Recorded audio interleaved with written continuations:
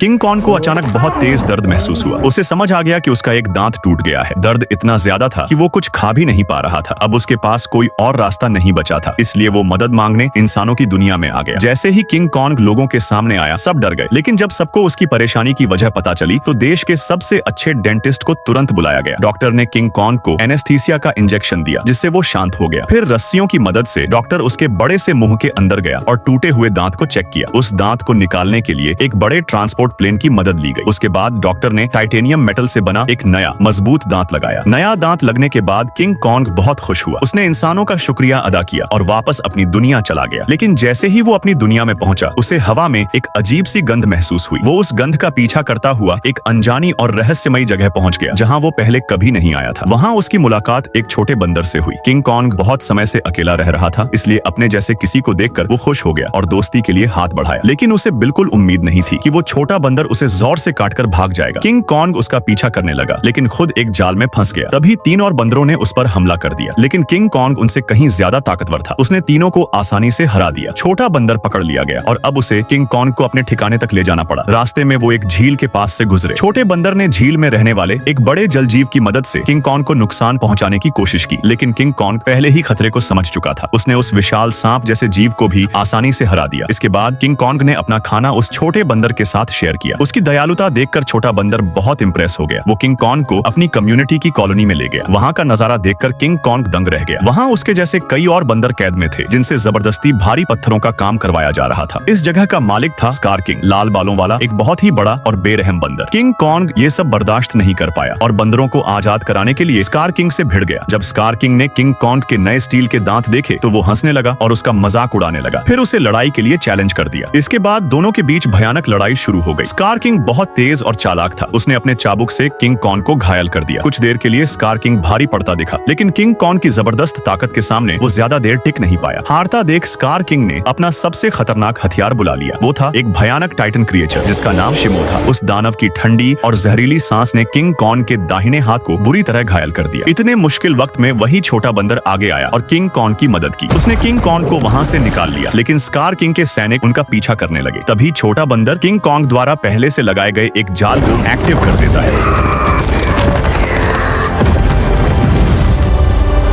और दोनों अपनी जान बचाकर भाग निकलते हैं। अब बुरी तरह घायल किंग कॉन्ग छोटे बंदर की मदद से एक बार फिर इंसानों के पास पहुंचता है। इंसान फिर से उसकी मदद के लिए आगे आते हैं। वो किंग कॉन्ग को नया हाथ तो नहीं दे पाते, लेकिन एक खास मशीन की मदद से उसके हाथ को पहले से भी ज्यादा ताकतवर बना देते हैं। इस तरह इंसान एक बार फिर किंग कॉन्ग की मदद करके अपना फर्ज निभाते हैं।